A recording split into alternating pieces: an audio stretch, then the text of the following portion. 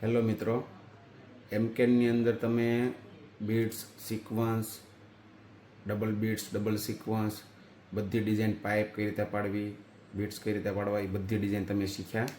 અને આપણે આજે જરદોશી વિશે શીખવાનું છે. જરદોશી માટે ઘણાના મેસેજ આવે છે કે જરદોશીનો વિડીયો બનાવો, જરદોશીની ડિઝાઇન કઈ રીતે બને છે, કઈ રીતે સેટ કરવી, વળાંક નથી પડતો, ઢાળ નથી પડતો, જરદોશીમાં ઉપસેલી નથી બનતી. તો એ બધી ડિઝાઇન આપણે આજે શીખવાની છે. જરદોશી સેટ કઈ રીતે કરવી. અત્યારે આપણે એમકેડ 3.3 યુઝ કરીએ છીએ. આની અંદર જરદોશી બને છે, બરાબર. માઇનર ડિવાઇસ આવે એમાં જે સાઇઝ આપણે સેટ કરવી એ સાઇઝનું કટિંગ થતું રહે ને એ રીતે આપણે જરદોશી બનાવી શકીએ. તો એ રીતે આપણે આજે પ્રોગ્રામની અંદર કઈ રીતે સેટ કરવી એ શીખવાનું છે. તો સૌથી પહેલાં આપણે જરદોશીનું સેટિંગ કરીશું. તો જરદોશીની અંદર અત્યારે અહીંયા છે sequence A, sequence B, sequence C અને સિક્વન્સ D, બરાબર. અને bits A, B, C, D આ વસ્તુ તમારે એમકેડ 2.10માં આવે જ છે, પણ આની અંદર એક્સ્ટ્રા છે જરદોશી A અને જરદોશી B. તો એ આપણે સેટ કરવાનું છે. હવે જે રીતે આપણે સિક્વન્સ સેટ કરતા sequence A, sequence B, sequence એ રીતે જરદોશી A, જરદોશી B આગળ આવે જ છે, પણ તમારે એક જ જરદોશી સેટ કરવાનું છે. કારણ કે માઇનર ડિવાઇસ આવશે એની અંદર ઓટોમેટિક કટિંગ થઈ જાય, આખી સ્પ્રિંગ આવે. એટલે જરદોશી એ આપણે સેટ કરવાનું છે. એની સાઇઝ કરેલી છે 1.7, અહીંયા કરેલી છે સાઇઝ 8, બરાબર. 8 mmની જરદોશી રાખવાની છે. આપણે અહીંયા 7 mm કર્યું, 7 mmની રહે આ મેક્સિમમ. 7 mm કરતાં મોટી થઈ જાય તો બે ટુકડા પડી જાય. આનું માપ ખાલી એ જ છે કે મેક્સિમમ 8 mmની રહે, 8 mmનું કટિંગ થાય. અને આ છે એની સાઇઝ, વિથ કેટલા mm રાખેલી, 1.7 રાખેલી છે, બરાબર. અહીંયા -1 કરીને ઓકે આપી દેવાનું છે, બરાબર. હવે જરદોશીનું સેટિંગ થઈ ગયેલું છે. તો આપણે જે રીતે બીટ્સ પાડીએ છીએ એ રીતે જરદોશી મેન્યુઅલ કઈ રીતે પડે છે એ જોઈએ. પહેલાં તો મેન્યુઅલ જરદોશી પાડીશું. આ જરદોશી 2 પડી, 2 એટલે પડી છે કે આ આપણે 7 mm કરતાં મોટો સ્ટીચ થઈ ગયો, ઓટોમેટિક 2 ટુકડા બની જાય. તો આ એક્ઝેક્ટ 7 mmની નહીં આવે, કેમ કે આ છે 10 mmનો લેન્થ છે અહીંયા. તો 10 mmમાં 2 ટુકડા પડી જાય. આ તમે નાની લેન્થ કરી દો એટલે સિંગલ જરદોશી થઈ ગઈ. આ રીતે જરદોશીનો લુક આવશે. 7 mm કરતાં મોટો સ્ટીચ છે, ઓટોમેટિક 2 ટુકડા પડી જાય, બરાબર. અને મશીનમાં ઓટોમેટિક ટુકડા કરી નાખશે. કેમ સિક્વન્સ કટિંગ થાય, 3 mmની આખી રોલ હોય એ કટિંગ થાય, એ રીતે જરદોશી પણ કટિંગ થઈ જાય છે. પણ એ માયાના ડિવાઇસ હોવા જોઈએ તો જ તમારે એમાં કટિંગ થશે. સાદા મશીનની અંદર સિંગલ જરદોશી આપણે મૂકીએ છીએ એ આપણે આગળના વિડીયોમાં બતાવશું કે સિંગલ જરદોશી કઈ રીતે બને છે, બરાબર. આ રીતે બને છે. હવે સિક્વન્સ રનની અંદર તમારે જરદોશી પાડવી છે. નોર્મલ આપણે જે રીતે બીટ્સમાં બનાવતા હતા એ રીતે રન બનાવી દેવાનો છે. આ રીતે જરદોશી પડી જશે, બરાબર. આની લેન્થ તમારે ઓછા વધુ કરવી છે તો એ તમે જરદોશીની સાઇઝ છે એની અંદર તમે લેન્થ ઓછે વધુ કરી શકો. આની અંદર છે જરદોશી કેટલા છે, 8 mm. આની અંદર તમે ઓછા વધુ કરી શકો. 6 mm ને 6 mmના ટુકડા પડશે, બરાબર. અને સ્પ્રિંગ છે ઓટોમેટિક કટિંગ થઈ જશે. તમે એક જગ્યાએ 3 mm રાખી, એક જગ્યાએ 7 mm રાખી તો એ પ્રમાણે કટિંગ થઈ જશે.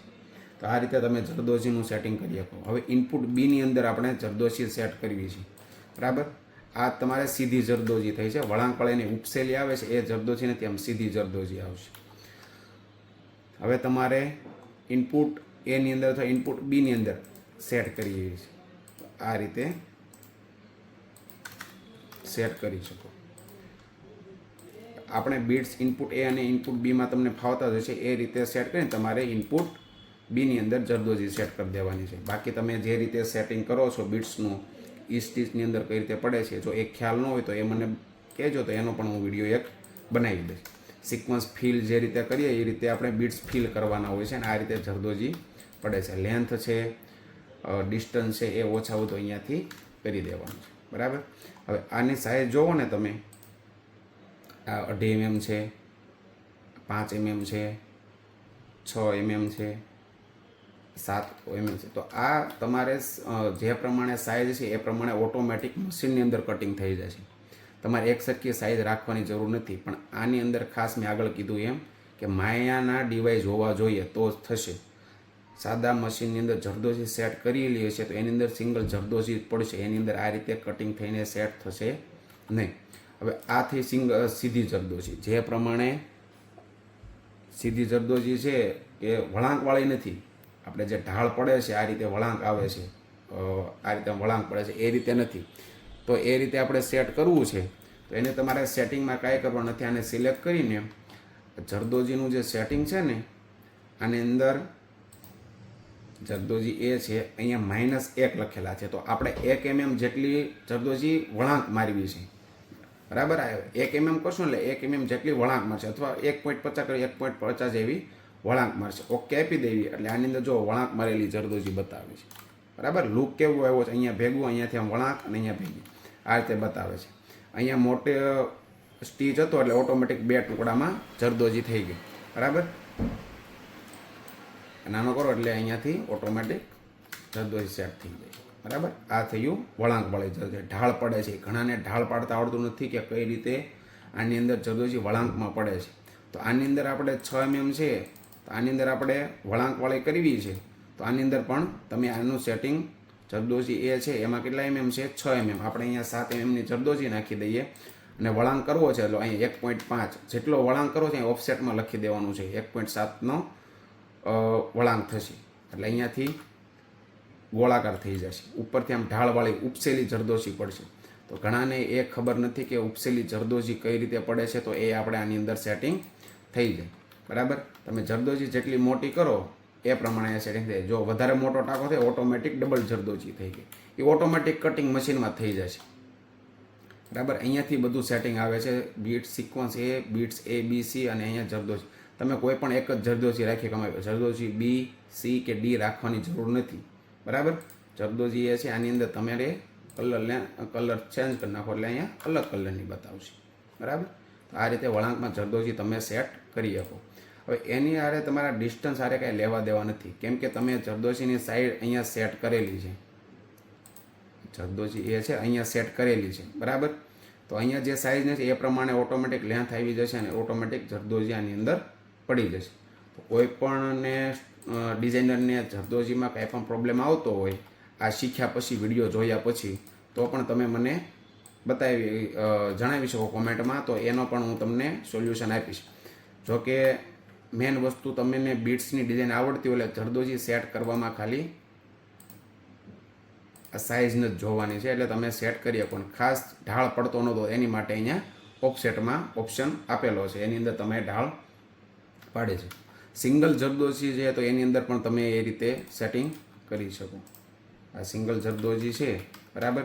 તો આની અંદર મેં સેટિંગની અંદર એની અંદર અહીંયા કેટલા લખેલા 1.5. જો હું 1.5 ન લખું, -1 કરી દઉં, બરાબર, તો સીધી જરદોશી પડશે.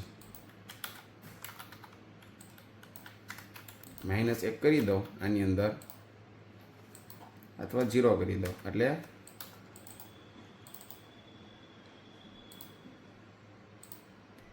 જરદોશી એ અહીંયા 0. ઓકે આપી દો એટલે સીધી જરદોશી થઈ ગઈ, બરાબર. પણ આ વળાંકવાળી કરવી છે, ઢાળવાળી કરવી છે, તો આની અંદર આપણે કરી દેવાનું છે 1.5 અથવા તો 1 કરી દો તો 1 mm જેટલો વળાંક થશે. જે પ્રમાણે સાઇઝ તમે સેટ કરો એ પ્રમાણે સિંગલ જરદોશી થઈ જાય. આને તમે ઉપર ગોઠવી શકો આ રીતે. પંખો મારવો છે,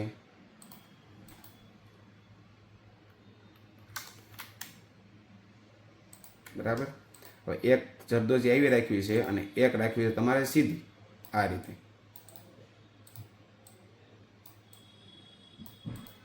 તો આની અંદર તમે અહીંયાથી 0 કરી દો.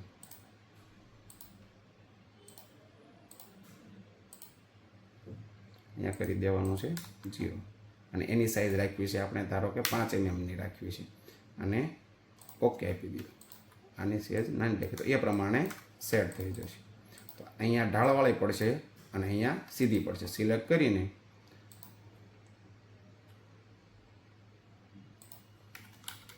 આ રીતે ફ્લાવર તમે બનાવી શકો. જરદોશી તમારે A B C D રાખવાની જરૂર નથી. સિંગલ A અથવા B રાખી દો તો ઓટોમેટિક મશીનમાં કમાન્ડ જરદોશીનો લઈ લે છે. પણ મશીન માયાના ડિવાઇસ હોવો પડે તો જ આ કામની વસ્તુ છે. બાકી તમારે સિંગલ જરદોશી પાડવી છે, સિંગલ કઈ રીતે સેટ કરવી સાદા મશીનની અંદર, તો એ કોમેન્ટમાં કહેજો તો આપણે કે એનો પણ વિડીયો બનાવી દઈશ. એની અંદર ઢાળ કઈ રીતે હોય, એમાં ઘણાને ઢાળ પાડતા આવડતું નથી, તો એનો ખાસ જોવાનું છે, એનું લેન્થ કેટલી રાખવી, કઈ રીતે રાખવી, તો એનું સેટિંગ તમને બતાવીશ. આમાં કંઈ પણ કન્ફ્યુઝન હોય તો કોમેન્ટ કરજો, તો હું તમને પર્સનલી બતાવી દઈશ કઈ રીતે આની અંદર સેટિંગ કરવું.